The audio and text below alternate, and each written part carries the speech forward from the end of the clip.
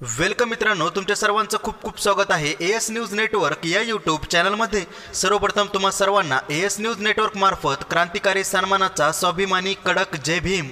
मित्रांनो, वंचित बहुजन आघाडीचे अध्यक्ष ॲडव्होकेट बाळासाहेब आंबेडकर यांनी एक महत्त्वाची घोषणा केलेली आहे आणि या महत्त्वाच्या घोषणेनंतर सत्ताधारी पक्ष व विरोधी पक्ष दोन्हीही पक्ष कोमात गेलेले आहे। आणि एवढेच नव्हे तर आणखीन मोठमोठ्या पक्षांना बाळासाहेब आंबेडकरांच्या घोषणेनंतर काय करावे हेच सुचेनासे झाले आहे। ॲडव्होकेट बाळासाहेब आंबेडकरांनी अशी कोणती घोषणा केली की सर्वच पक्ष कोमात गेले।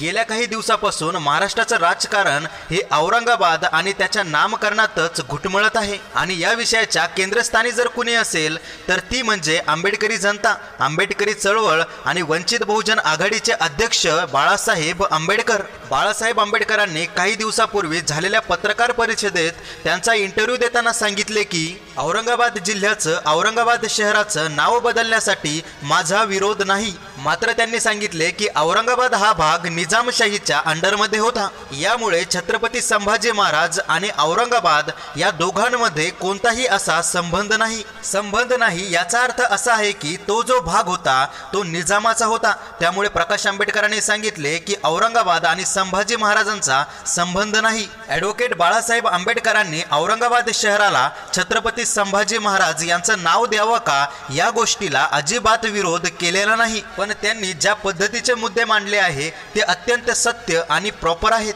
बाळासाहेब आंबेडकर म्हणाले की छत्रपती संभाजी महाराज यांचा जन्म पुरंदरचा आणि छत्रपती संभाजी महाराजांचं निधन वडू बुद्रुक या ठिकाणी झालं। राजे छत्रपती शिवाजी महाराज यांचा जन्म शिवनेरीचा। पहिलं स्वराज्याचं तोरण ज्या ठिकाणी बांधण्यात आलं तो गड म्हणजे तोरणागड आणि तेही पुण्यालाच आहे। या सर्व गोष्टी लक्षात घेऊन आणि या सर्व गोष्टीचा अभ्यास करून ॲडव्होकेट प्रकाश आंबेडकर यांनी छत्रपती संभाजी महाराज यांचं नाव पुण्याला द्या अशी मागणी केलेली आहे। पण मात्र काही कट्टर लोकांनी बाळासाहेब आंबेडकर यांच्यावर टीका करताना जय भीम आणि जय मीम हे एकत्र आलेले आहेत आणि त्यामुळे तुम्हाला हिंदूपेक्षा मुसलमान जवळचे झालेले आहेत। निवडणुकीचा आधार तुम्ही मुसलमान आणि दलित असा करत आहात, कुठेतरी तुम्ही जाती आणि धर्मामध्ये भेद करत आहात, अशा प्रकारचा आरोप ॲडव्होकेट प्रकाश आंबेडकर यांच्यावर करण्यात आला। पण तुम्ही जर भौगोलिक विचार केला तर केंद्राकडे, राज्याकडे, महानगरपालिकाकडे, नगर परिषद, नगरपालिका आणि ग्रामपंचायतकडे कोणकोणते विषय असतात आणि कोणकोणत्या प्रकारचे अधिकार असतात। म्हणजेच मुख्यमंत्र्याच्या हातामध्ये कोणता विषय आहे, प्रधानमंत्र्यांच्या हातामध्ये कोणता विषय आहे, याचा जर तुम्ही पूर्णपणे अभ्यास केला तर तुम्हाला कळून येईल की कशा प्रकारे या सत्ताधारी पक्षांनी आणि विरोधकांनी महाराष्ट्रातील जनतेला जात्याखाली पिसण्याचं काम केलेलं आहे।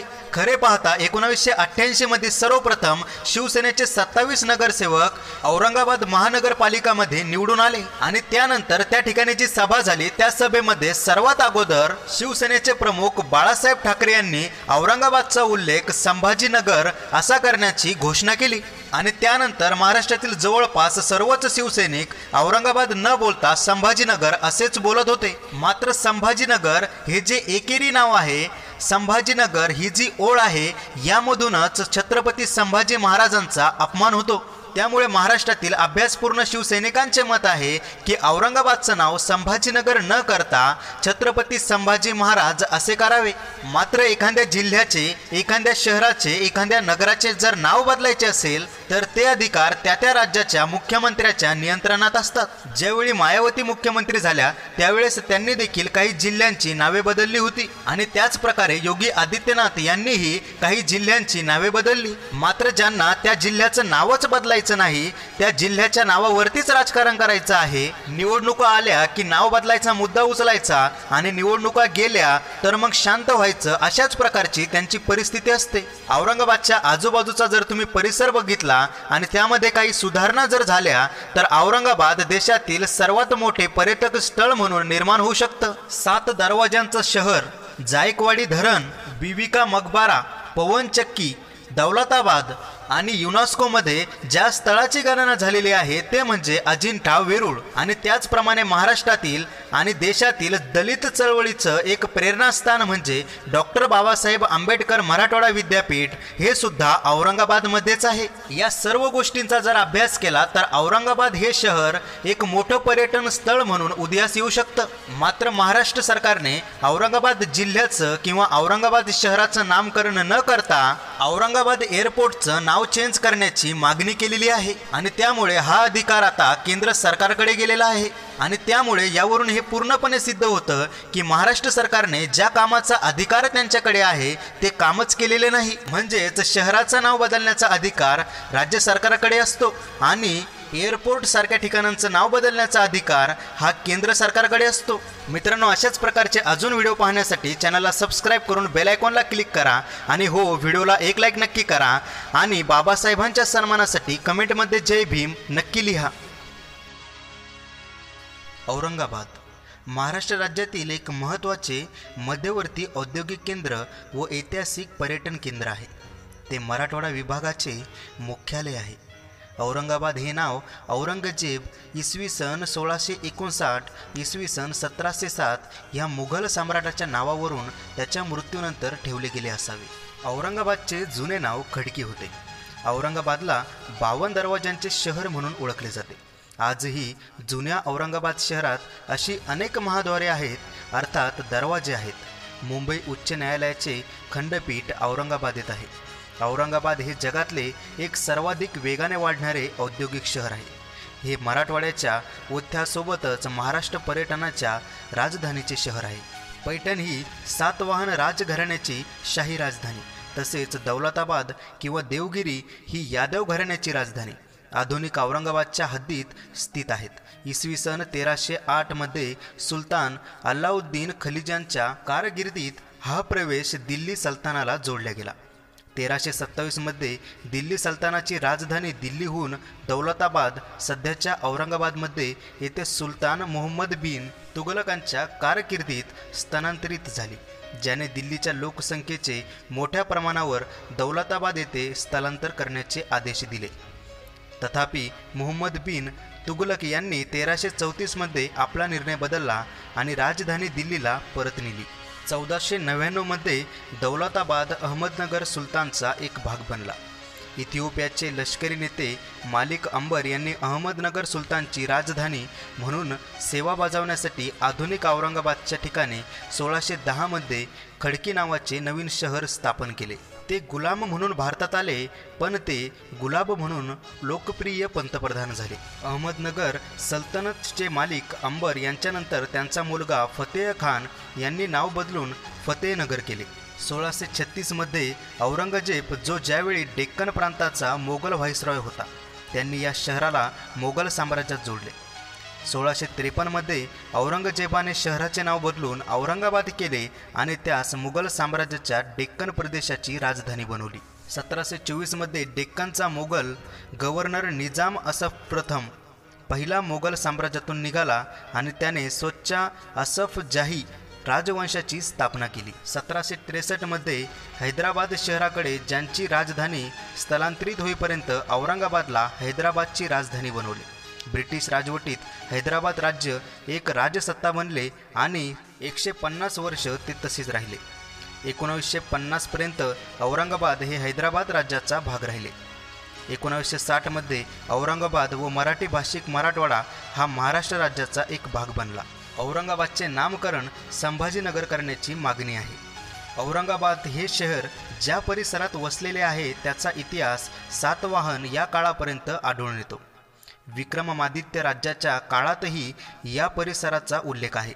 सातवाहनाच्या काळात खाम नदीकिनारी अनेक लहान मोठी खेडी होती, त्यापैकी एक असलेली खडकी हे आजचे औरंगाबाद मानले जाते। 7व्या शतकात या गावाच्या उत्तरेस बुद्धलेणी व विहार खोदण्यात आले। नंतरच्या शतकामध्ये या गावाचा राजतलक किंवा राजतगाड म्हणूनही उल्लेख करण्यात येतो। 14व्या शतकापर्यंत या परिसरात देवगिरीच्या यादवांचे राज्य होते। काही इतिहासकारांच्या मते 1604 मध्ये अहमदनगरच्या निजामशाह मुर्तजा द्वितीय याचा मंत्री मालिक अंबर याने औरंगाबाद हे शहर वसवले आहे। परंतु हे गाव पूर्वीपासून अस्तित्वात होते. मालिक अंबरने फक्त त्याचे नाव बदलून फतेहपूर ठेवले होते. 1634 मध्ये औरंगजेब हा खडकी म्हणजेच फतेहपूर शहरात दख्खन विभागाचा सुभेदार म्हणून आला. 1644 मध्ये आग्र्याला परत गेला. त्यानंतर 1681 मध्ये औरंगजेब मुघल बादशाह असताना पुन्हा या शहरात आला. 1707 मध्ये त्याच्या मृत्यूपर्यंत औरंगजेब इथेच राहिला. औरंगाबाद शहराजवळ असणाऱ्या खुलताबाद या छोट्याशा गावात औरंगजेबची कबर आहे. इसवी सन 1707 नंतर औरंगाबादचा ताबा हैदराबादच्या निजाम राजवटीकडे आला. इसवी सन 1889 मध्ये औरंगाबादेत पहिली कापूस प्रक्रिया गिरणी उभी राहिली. त्यात 700 जणांना रोजगार मिळाला. निजाम राज्यात हैदराबाद गोदावरी व्हॅली रेल्वेची सुरुवात झाल्यानंतर इसवी सन 19च्या सुमारास शहर आणि परिसरात अनेक जिनिंग कारखाने सुरू झाले. औरंगाबादला महाविद्यालय सुरू झाले आणि उच्च शिक्षणाची मुहूर्तपेठ रोवली गेली. शहरात पदवी शिक्षण घेतलेल्यांची संख्या वाढली. उद्योग व्यवसायाला प्रारंभ झाला. 20व्या शतकात मध्यापर्यंत हैदराबाद संस्थानातही देशाच्या अन्य भागाप्रमाणेच स्वातंत्र्यासाठी चळवळ सुरू झाली होती. हैदराबाद स्टेट काँग्रेसच्या नेतृत्वाखाली लढा उभारला गेला. औरंगाबाद हे या लढ्याचे एक केंद्र बनले. हैदराबाद संस्थानाच्या विलीकरणानंतर मराठवाड्यासह औरंगाबाद शहर ही भाषिक आधारावरही महाराष्ट्राशी जोडण्यात आले. संयुक्त महाराष्ट्राची स्थापना 1 मे 1960ला झाली. त्या दिवशीपासून औरंगाबाद महाराष्ट्राचा भाग बनले. औरंगाबाद महाराष्ट्र राज्यातील एक महत्त्वाचे मध्यवर्ती औद्योगिक केंद्र व ऐतिहासिक पर्यटन केंद्र आहे. ते मराठवाडा विभागाचे मुख्यालय आहे. औरंगाबाद हे नाव औरंगजेब इसवी सन 1659 इसवी सन 1707 या मुघल सम्राटाच्या नावावरून त्याच्या मृत्यूनंतर ठेवले गेले असावे. औरंगाबादचे जुने नाव खडकी होते. औरंगाबादला 52 दरवाजांचे शहर म्हणून ओळखले जाते. आजही जुन्या औरंगाबाद शहरात अशी अनेक महाद्वारे आहेत, अर्थात दरवाजे आहेत. मुंबई उच्च न्यायालयाचे खंडपीठ औरंगाबादेत आहे. औरंगाबाद हे जगातले एक सर्वाधिक वेगाने वाढणारे औद्योगिक शहर आहे. हे मराठवाड्याच्या व त्यासोबतच महाराष्ट्र पर्यटनाच्या राजधानीचे शहर आहे. पैठण ही सातवाहन राजघराण्याची शाही राजधानी, तसेच दौलताबाद किंवा देवगिरी ही यादव घराण्याची राजधानी आधुनिक औरंगाबादच्या हद्दीत स्थित आहेत. इसवी सन 1308 मध्ये सुलतान अल्लाउद्दीन खिलजींच्या कारकिर्दीत हा प्रवेश दिल्ली सल्तनाला जोडला गेला. 1327 मध्ये दिल्ली सल्तनाची राजधानी दिल्लीहून दौलताबाद सध्याच्या औरंगाबादमध्ये येथे सुलतान मोहम्मद बिन तुघलकांच्या कारकिर्दीत स्थानांतरित झाली, ज्याने दिल्लीच्या लोकसंख्येचे मोठ्या प्रमाणावर दौलताबाद येथे स्थलांतर करण्याचे आदेश दिले. तथापि मोहम्मद बिन तुघलक यांनी 1334 मध्ये आपला निर्णय बदलला आणि राजधानी दिल्लीला परत नेली. 1499 मध्ये दौलताबाद अहमदनगर सुलतानचा एक भाग बनला. इथिओपियाचे लष्करी नेते मालिक अंबर यांनी अहमदनगर सुलतानची राजधानी म्हणून सेवा बजावण्यासाठी आधुनिक औरंगाबादच्या ठिकाणी 1610 मध्ये खडकी नावाचे नवीन शहर स्थापन केले. ते गुलाम म्हणून भारतात आले, पण ते गुलाब म्हणून लोकप्रिय पंतप्रधान झाले. अहमदनगर सल्तनतचे मालिक अंबर यांच्यानंतर त्यांचा मुलगा फतेह खान यांनी नाव बदलून फतेहनगर केले. 1636 मध्ये औरंगजेब, जो ज्यावेळी डेक्कन प्रांताचा मोगल व्हाईसरॉय होता, त्यांनी या शहराला मोगल साम्राज्यात जोडले. 1653 मध्ये औरंगजेबाने शहराचे नाव बदलून औरंगाबाद केले आणि त्यास मुघल साम्राज्याच्या डेक्कन प्रदेशाची राजधानी बनवली. 1724 मध्ये डेक्कनचा मोगल गव्हर्नर निजाम असफ प्रथम पहिला मोगल साम्राज्यातून निघाला आणि त्याने स्वतःच्या असफ जाही राजवंशाची स्थापना केली. 1763 मध्ये हैदराबाद शहराकडे ज्यांची राजधानी स्थलांतरित होईपर्यंत औरंगाबादला हैदराबादची राजधानी बनवली. ब्रिटिश राजवटीत हैदराबाद राज्य एक राजसत्ता बनले आणि 150 वर्ष ते तसेच राहिले. 1950 पर्यंत औरंगाबाद हे हैदराबाद राज्याचा भाग राहिले. 1960 मध्ये औरंगाबाद व मराठी भाषिक मराठवाडा हा महाराष्ट्र राज्याचा एक भाग बनला. औरंगाबादचे नामकरण संभाजीनगर करण्याची मागणी आहे. औरंगाबाद हे शहर ज्या परिसरात वसलेले आहे त्याचा इतिहास सातवाहन या काळापर्यंत आढळून येतो. विक्रमादित्य राज्याच्या काळातही या परिसराचा उल्लेख आहे. सातवाहनाच्या काळात खाम नदीकिनारी अनेक लहान मोठी खेडी होती. त्यापैकी एक असलेली खडकी हे आजचे औरंगाबाद मानले जाते. 7व्या शतकात या गावाच्या उत्तरेस बुद्धलेणी व विहार खोदण्यात आले. नंतरच्या शतकामध्ये या गावाचा राजतलक किंवा राजतगाड म्हणूनही उल्लेख करण्यात येतो. 14व्या शतकापर्यंत या परिसरात देवगिरीच्या यादवांचे राज्य होते. काही इतिहासकारांच्या मते 1604 मध्ये अहमदनगरच्या निजामशहा मुर्तजाद द्वितीय याचा मंत्री मालिक अंबर याने औरंगाबाद हे शहर वसवले आहे, परंतु हे गाव पूर्वीपासून अस्तित्वात होते. मालिक अंबरने फक्त त्याचे नाव बदलून फतेहपूर ठेवले होते. 1634 मध्ये औरंगजेब हा खडकी म्हणजेच फतेहपूर शहरात दख्खन विभागाचा सुभेदार म्हणून आला. 1644 मध्ये आग्र्याला परत गेला. त्यानंतर 1681 मध्ये औरंगजेब मुघल बादशाह असताना पुन्हा या शहरात आला. 1707 मध्ये त्याच्या मृत्यूपर्यंत औरंगजेब इथेच राहिला. औरंगाबाद शहराजवळ असणाऱ्या खुलताबाद या छोट्याशा गावात औरंगजेबची कबर आहे. इसवी सन 1707 नंतर औरंगाबादचा ताबा हैदराबादच्या निजाम राजवटीकडे आला.